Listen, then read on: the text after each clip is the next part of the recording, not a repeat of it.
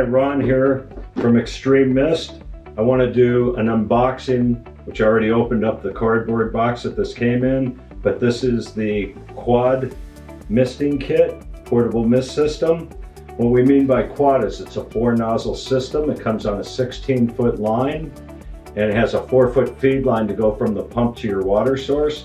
So let's just get started and dig in. There's you'll find a little zip tie here locking it. You need scissors, which is probably safer than my knife, and just cut that off. And now we can open it up, and here's what it looks like on the inside. First thing you're going to see, at least I see in this kit, I have an inspection checklist, and it went through all the inspection items, and this was by BH, which I know is a guy named Blaine, so I'm going to set that aside. Here's a manual. If all else fails, and you can't watch me, read the manual. But manuals, that's what usually happens with them. There's a couple other little cards, some fast starting all-time usage checklist to get going on it, and again an inspection on it. And then here's some little tell a friend, and just check out, if you don't mind filling this stuff out for us, it would be awesome. Go online, you can scan right here for this PCS 101. Now I'm pulling out the 16-foot line with 4 nozzles. Here's a half dozen twist ties, reusable, to mounting on larger surfaces or poles. Here's a dozen leather clips. These are great for hooking to umbrellas, bimini tops on boats, anywhere that you need a little crunch, and this will fit right around all these fittings, which I'll get to in a moment.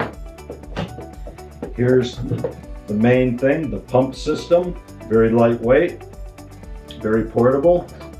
The wireless remote control. Here is a wall plug for your USB adapter that can plug right in here.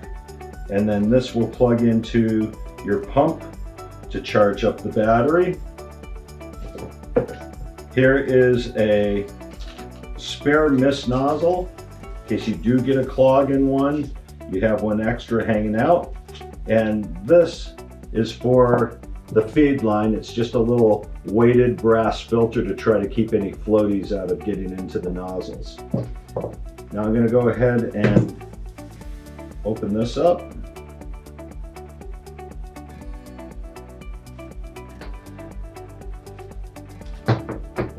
There's our 16-foot line with 4 nozzles on it. I'll explain how to use that in a minute.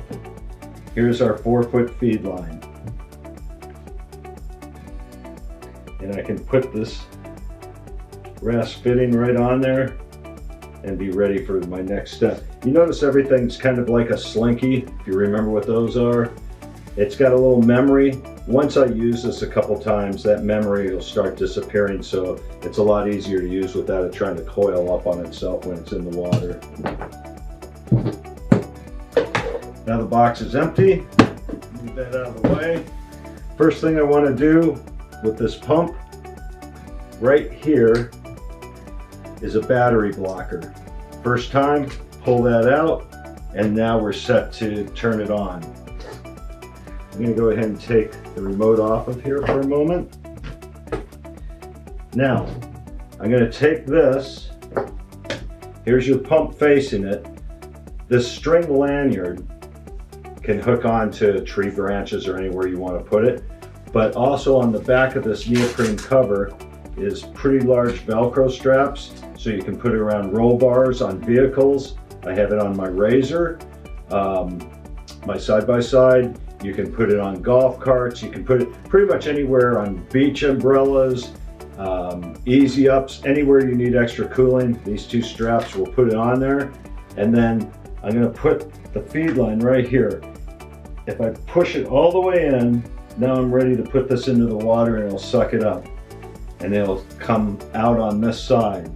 So now I'm going to take the 16-foot line, I'm going to plug it into the other side.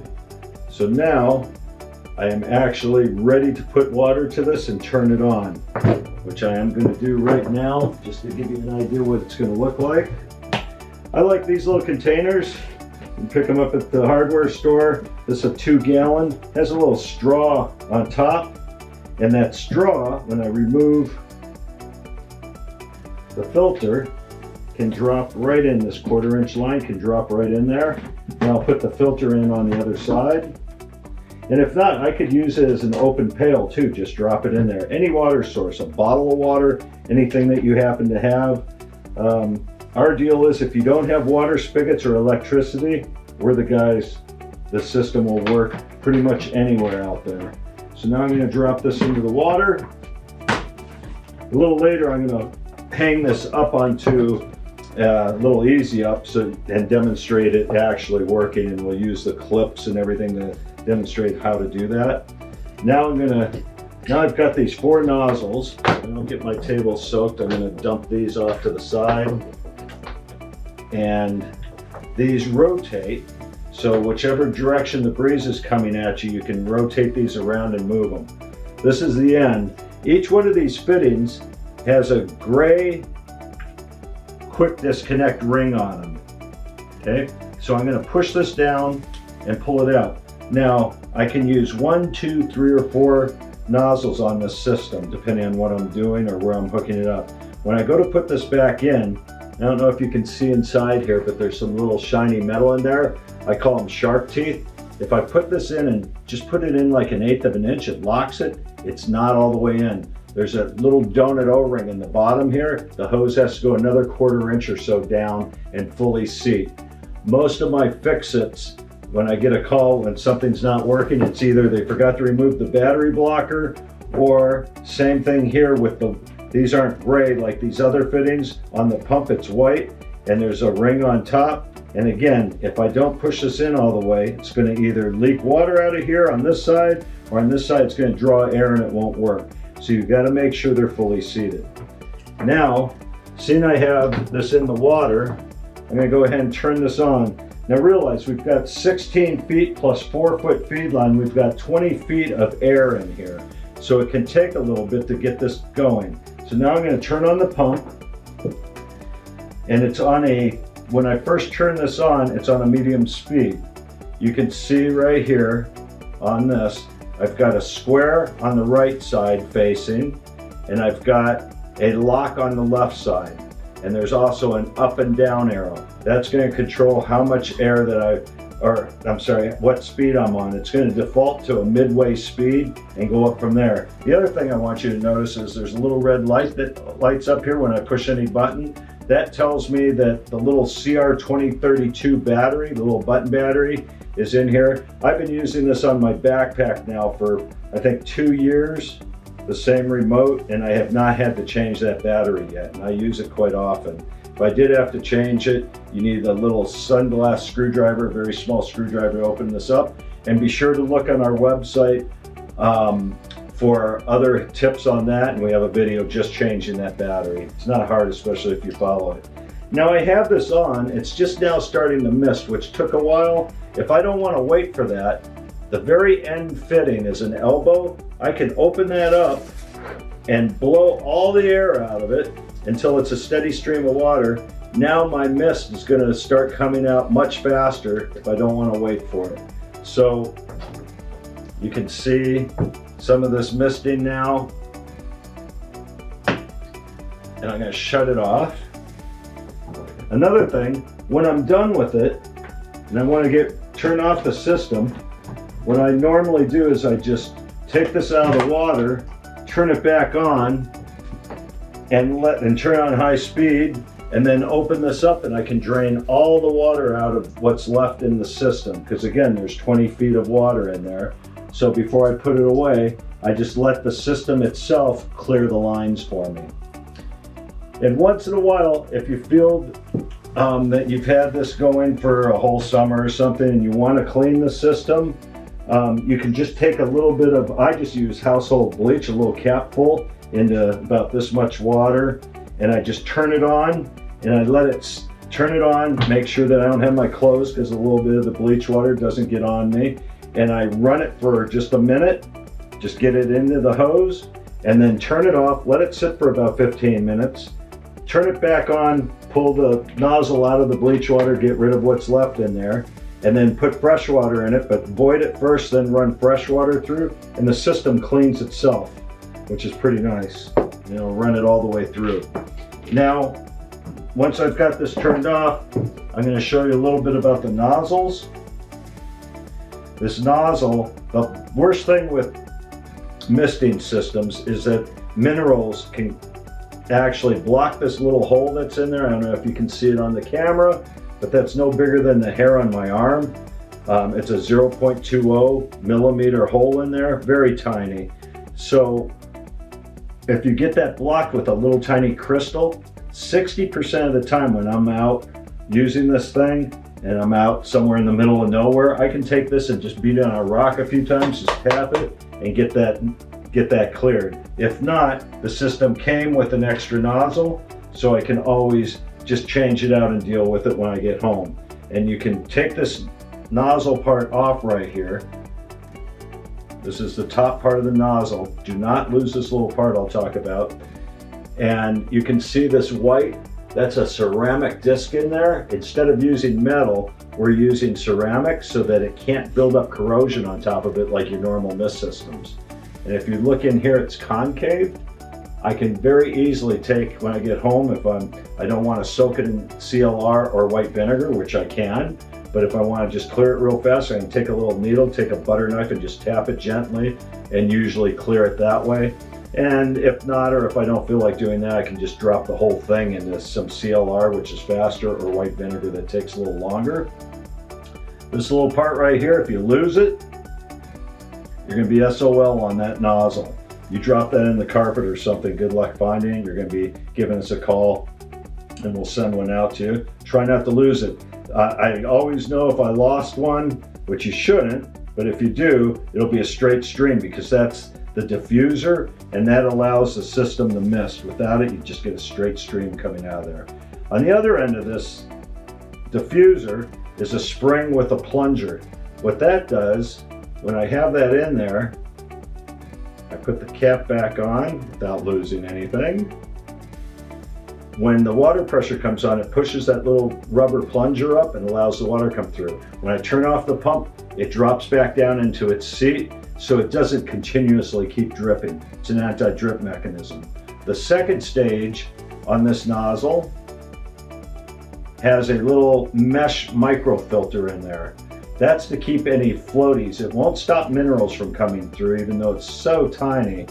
That mesh in there is so small and so fine, but it will stop any if I dropped into my water source, got some dirt or something in there. And if that happened and I did block it off, all I gotta do is pull this off, blow backwards through it. If I blow backwards through it, it's gonna clear it. Screw that back on, and there's our nozzle. There's a little ring around here, and again, these little sharp teeth will grab onto the ring to enable to depress it. I depress the ring on top, and that allows the nozzle to come out, and then push it all the way in, and it's locked in.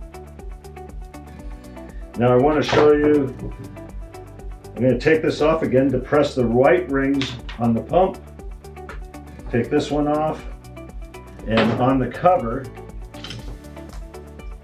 there's a zipper. I can undo this, and here's the battery pack on the pump. This is the battery. We really put a heavy duty battery in here. It's 6600 mAh, and the voltage is 3.7 volts, and it has a USB output power bank on it, which is a 5 volt 2 amps for a fast charge. So if you're out in the middle of nowhere, you can take your USB cable in here and fast charge your phone or your music or other devices off of it. So that's kind of handy. It's come in handy for me a few times. On this side is the micro USB port where I plug this in. A quick check on this. There's 2 lines on one side and kind of looks like a zipper zigzag going up the other side. 2 lines are up, and that shows me that I'm in the right position to plug that in. There's 4 lights that can light up in here, and I've only got 3 on here, so it could still use some charging to get the 4th light going. Now to put it back into the cradle, It's got two little tabs down here. You line it up on the bottom. There's two holes here. You line this up.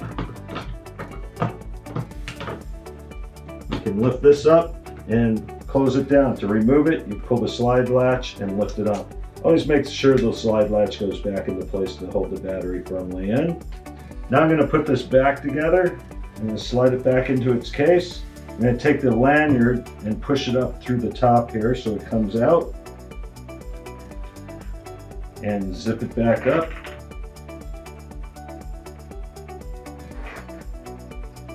And just for security's sake, the remote control, by the way, has a safety cover for when I'm traveling with it. And this blue part that can peel off, and then there's silver under it.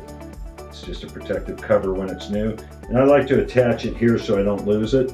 This thing will work line of sight 30 feet, no problem.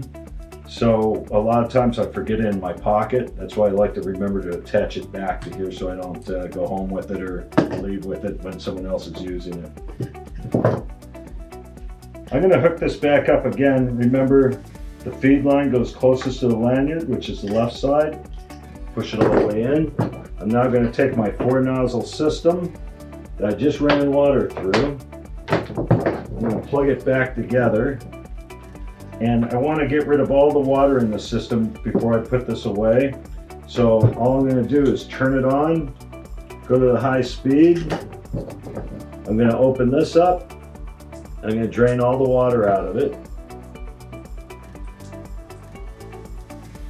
I can turn it up higher to speed up the process. And that's pretty much just cleared all the water out of the lines and out of the pump. Make sure for winterizing, if you're going to store this in a freezing area, before you put it away at the end of the summer, that you void all the lines of the water so that if it freezes, it doesn't burst any of the hoses inside the pump, please. That is our quad kit. I call it my PCS Personal Cooling System School 101. And if you have any questions or concerns, always reach out and contact us. Either shoot us a text or a chat on the website, or just call. You'll usually get me or one of the partners. We try to field most of the calls. Thank you.